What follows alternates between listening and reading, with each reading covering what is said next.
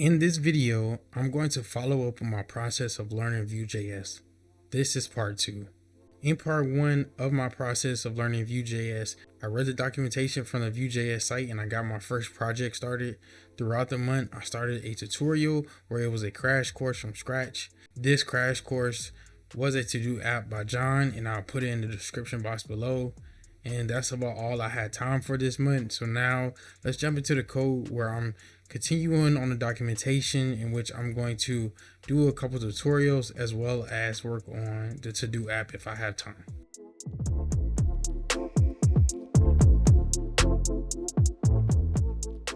All right, so for this part, I'm going over the tutorial on the Vue.js site, and this is just a good way for me to practice the syntax to get familiar with using Vue.js. So I'm just going to show you all my process and how I'm getting through it, and I hope you all enjoy it.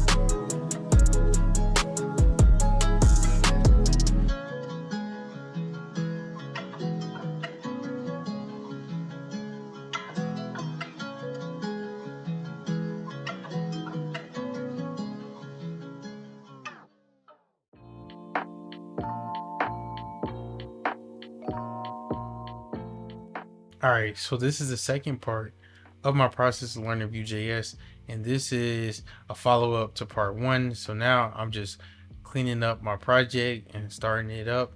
So now I'm going to change the stuff that was on default and get my page to be blank and just add a little text. So let's get straight into it.